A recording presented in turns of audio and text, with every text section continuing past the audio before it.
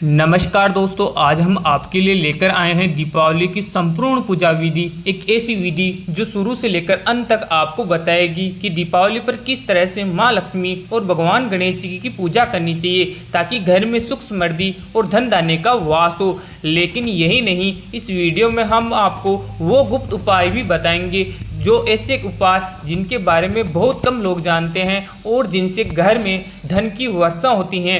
ऐसे रहस्य हैं जिन्हें कोई आपको इतनी आसानी से नहीं बताएगा। तो वीडियो को अंत तक जरूर देखिए, क्योंकि ये ज्ञान दीपावली की रात को आपके जीवन की सबसे शुभ और समृद्ध रात बना सकता है।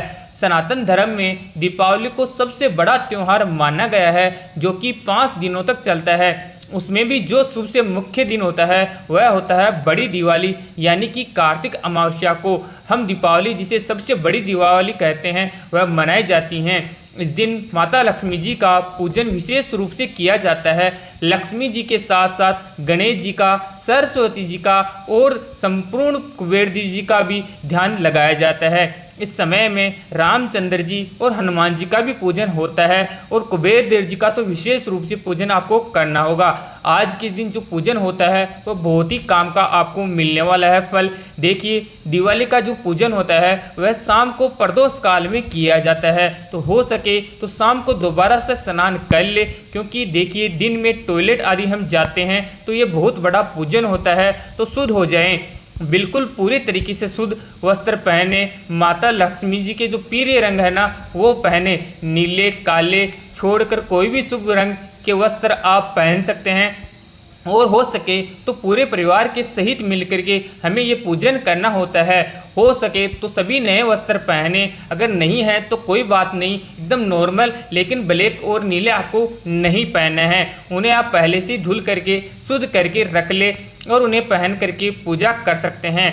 माता लक्ष्मी को स्वच्छता, शुचिता और शांति सबसे ज़्यादा प्रिय होती हैं, तो घर का वातावरण एकदम इस दिन हमें शांत रखना है और घर की जो एकदम बढ़िया तरीके से सफाई रखनी है वो तो 5 दिन पहले से शुरू हो जाती हैं। यानी कि धनतेरस से पहले हम घर को साफ कर लेते हैं, पोछा लगा के। जहाँ भी आप चौकी लगा रहे हो सके तो वहाँ पर सुंदर सी रंगोली बनाएं, नहीं तो आप चंदन से या हल्दी से स्वास्तिक का निशान एकदम बना लीजिए और उसके ऊपर एक चौकी रखें। चौकी हमें ऐसी लगानी है कि पूजा करने वाले का मुख उत्तर दिशा की ओर रहे, क्योंकि उत्तर दिशा को माता लक्ष्मी का और कुबेर देव जी की दिशा माना गया है।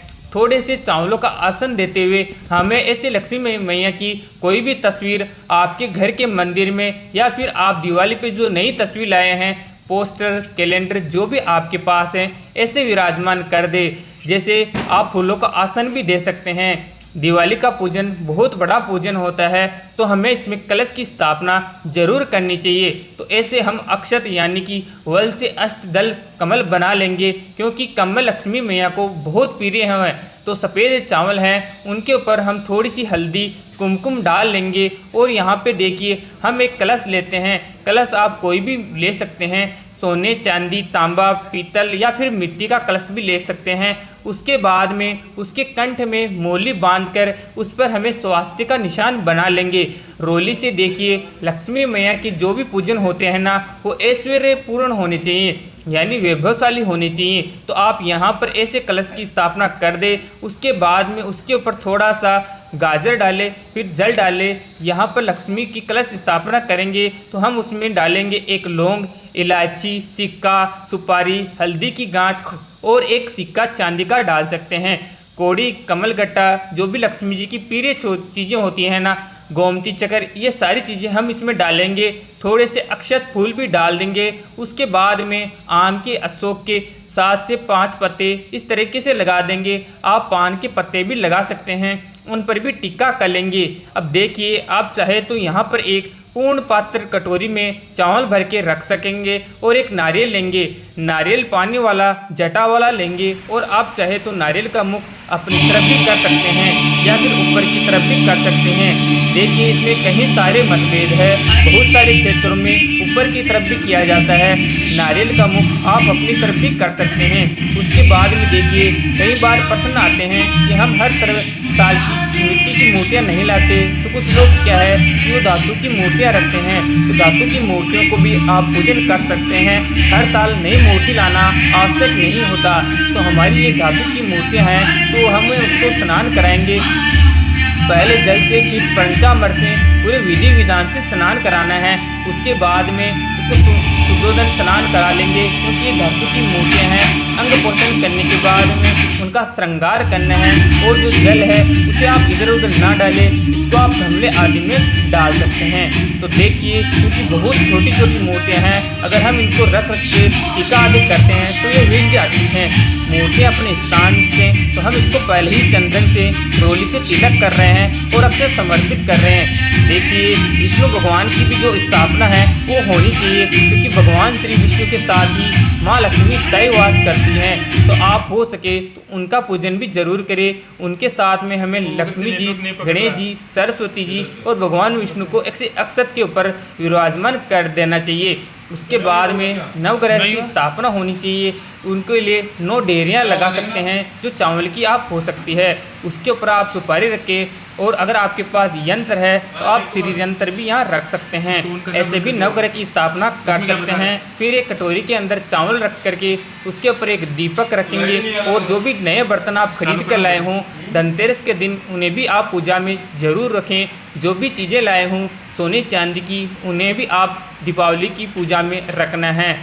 इसके अलावा सोने चांदी का जो भी सामान है आपके घर में वो पूजा में विराजमान कर दीजिएगा। उसके बाद में आपको दीपक प्रज्वलित कर लेना है, अग्निदेव का आह्वान कर लेना है। हाथ में अक्षत फूल लेकर के सभी देवी देवताओं को हम आह्वान करेंगे, प्रार्थना करेंगे और अपने पूजन का संकल्प लेंगे। तो देखिए, दिवाली पर व्रत आदि बहुत कम लोग करते हैं। व्रत अगर आप करना चाहें तो ठीक है, नहीं तो शुद्ध सात्विक रहिए और अपने ये दिन व्यतीत कर सकते हैं, पूजन कर सकते हैं।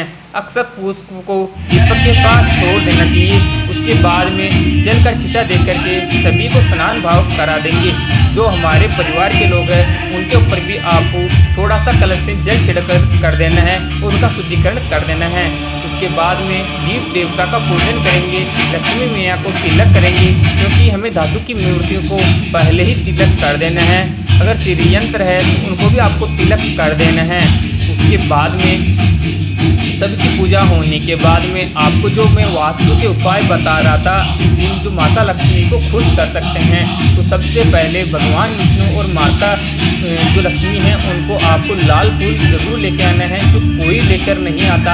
आपको भी पता होगा कि माता लक्ष्मी को लाल फूल अत्यंत प्रिय होता है। तो आपको लाल फूल और चुनरी, जो हम नवरात्रा में कभी कभी भेंट करते हैं, वो चुनरी भी और लाल फूल दोनों आपको माता रानी को भेंट करना है। क्योंकि जहाँ पे स्थायी निवास करवाना है, आपको एक दिन तो ये रखना नहीं कि माता लक्ष्मी जी को एक दिन हमारे घर में रखना है। उनको स्थायी निवास करवाने के लिए दूसरी सबसे बड़ी जो गलती लोग करते हैं, वो खड़ी लक्ष्मी जी की मूर्ति या तस्वीरें लेके आ जाते हैं, ताकि जैसे ही वो पूजा करते हैं तो अगर उनके घर में माँ लक्ष्मी आ भी जाए तो वो वापस तुरंत चली जाती है। इसलिए ध्यान रखें कि कभी भी अपने घर में माता लक्ष्मी जी की खड़ी वाली तस्वीर ना लाएं। भूल कर भी ये गलती आपको नहीं करना। तो ये दूसरा उपाय आपको बहुत ज़्यादा फायदेमंद रहने वाला है। इसके अलावा कुबेर आपको एक छोटी सी पोटली बनानी है, उसमें माँ लक्ष्मी जी से और कुबेर जी से आग्रह करना है कि हे भगवान हमारी झोली भर दीजिए, या फिर जो पोटली बनाई है आप वो पोटली उनके सामने रख दीजिए कि हे प्रभु इसके अंतर्गत आपकी सारी माया भर दीजिए, ताकि हमारे परिवार का धन धान्य हो जाए, हमारा घर परिवार सबसे पूर्ण अन्नपूर्णा से भरा पड़ा रहे। तो माँ लक्ष्मी उस पोटली में उसकी जो भी शक्ति हैं वो भर देंगी और आपका जो घर है वो कभी किसी चीज़ से खाली नहीं रहेगा। तो ये तीसरा उपाय भी आप ज़रूर करिए। इसके अलावा आपको सारी चीज़ें रखनी है जो माँ लक्ष्मी जी को पसंद है। ये चीज़ें आपको पूजा विधि में ज़रूर शामिल करनी है। तो देखिए कैसा लगा आपको ये वीडियो। संपूर्ण वीडियो में ये पूरा नहीं बन पाया है, तो अगले वीडियो में ज़रूर संपूर्ण वीडियो आएगा। तब तक के लिए जय माँ लक्ष्मी, राधे राधे।